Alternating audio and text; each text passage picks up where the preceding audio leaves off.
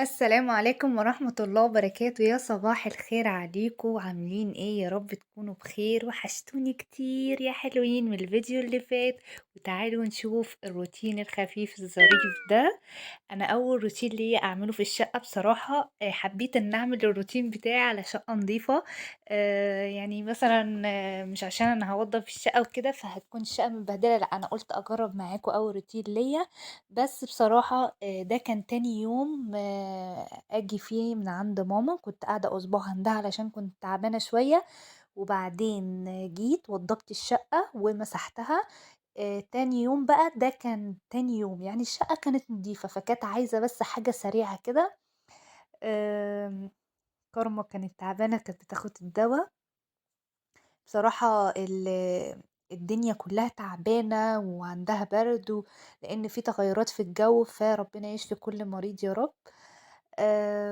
دلوقتي بقى أنا نفضت كده، يعني شوفوا هتلاحظوا في تراب وأنا بنفض، مع إن متنفضة امبارح، يعني الكلام ده متنفض امبارح. وشوفوا كمية التراب، أول ما بفتح الشباك بتلاقوا تراب داخل كده، أنا مش عارفة حتى المكتبة بتتمسح يعني الصبح آخر النهار، يعني مش والله بعد ما امسحها بالاقي التراب دخل، أنا ما اعرفش كمية التراب دي. وبعدين أنا مش على الشارع، يعني مش على الشارع الرئيسي برّه على أسفلت أو حاجة، لأ ده أنا جوّه في الشارع جوّه، فأنا مش عارفة كمية التراب دي فظيعة. آمم، بس بقى عملت الأرض كده باللمامة كده، وكنت عايزة بقى أفضّي الشقة لإني اتهورت، وكنت عايزة أنقل النيش. شُفتوا الجدار المخطط ده؟ الجدار المخطط ده كان تاعب لي عيني أوي، وكنت عايزاه سادة. فقُلت هانقل النيش الناحية التانية. أنا دلوقتي غسلت المفارش بتاعة النيش، لإني فضّيت النيش من بالليل، يعني قبلها بيوم فضّيت النيش وغسلت المفارش. كان لسه بيفضى بقى بصراحة، ما كانش فِضِي كلّه، أنا كنت فضّيت ضرفة واحدة بس. وإيه، قُلت اللي أفضّيه كده أغسل المفارش عشان إيه، أنا كده يعني مش هاحط نفس المفارش، أنا جايبة مفارش تانية بابدِّل فيهم وكده يعني.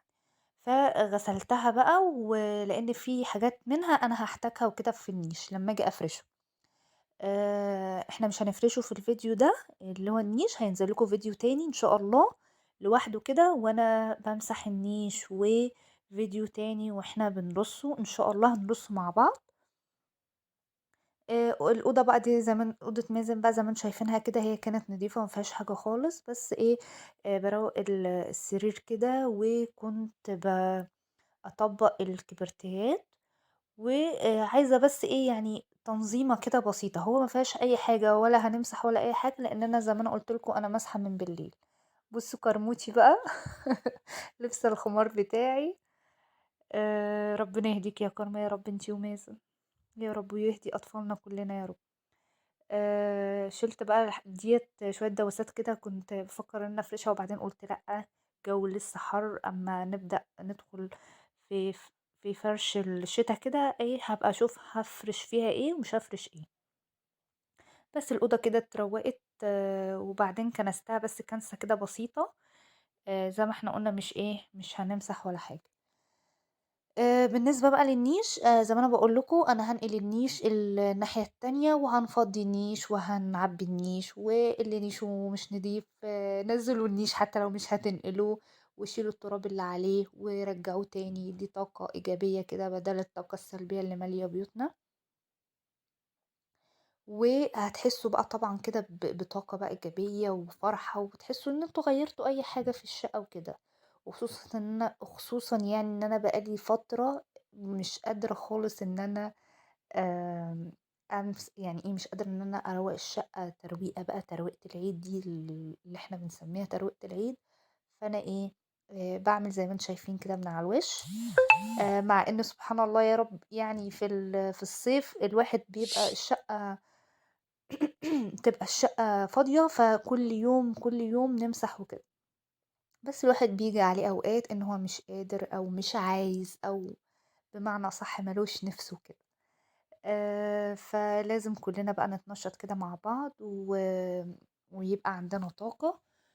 ونبدأ بقى إيه، حاجة حاجة كده، يعني مثلا لو احنا مش قادرين نعمل الشقة كلها، لا نبدأ حاجة حاجة. يعني مثلا النيش لو مش نضيف بقاله 5 6 سنين كده، نزلوه، نزلوه في يوم، رصوه في يوم، في يومين 3 أيام كده، على حسب برضو اللي انتوا عايزينه، حاجة في حاجة.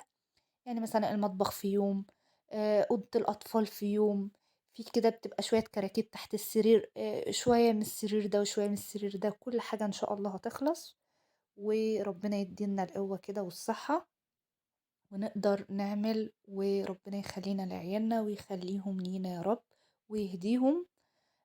دلوقتي بقى أنا جيت على البلكونة. العجلة بقى بتاعت كارما، هي كانت بتاعت مازن بس صغرت عليه، فدلوقتي بتاعت كرموتي بقى. سبتها فوق لان بقى كل شويه بننزلها ونطلعها، قلت لها لا العبي بيها هنا شويه علشان انا شايله السندات، فتعلمي عليها هنا، واول ما تعرفي اللي انت تتعلمي عليها ابقي انزلي العبي بيها في الشارع وكده. شفتوا كميه التراب؟ مش هتصدقوا طبعا لو قلتلكوا ان دي متنفضه امبارح بالليل. ده تقريبا، ده بصوا انا مش عارفه، دي عايزه حد يقعد يعملها الصبح وبالليل عشان تفضل نظيفه. آمم بس فبجد كمية التراب فظيعة، يعني مش عارفة. يلا مش مشكلة بقى، ربنا يدينا الصحة كده، وكل شوية ايه ننفض ونروق ونملى بيوتنا يا رب كده خير وصحة ونفضل رايحين نروق فيها جايين كده. البلكونة خلصت وكل حاجة خلصت كده، فاضل بس ايه، كده فاضل بس قدام البيت هنقفل بقى كده. انا شفتوا الحتة دي اكتر حتة بتريح اعصابي، اول ما بقفل النيش كده واشد الستارة، يا سلام.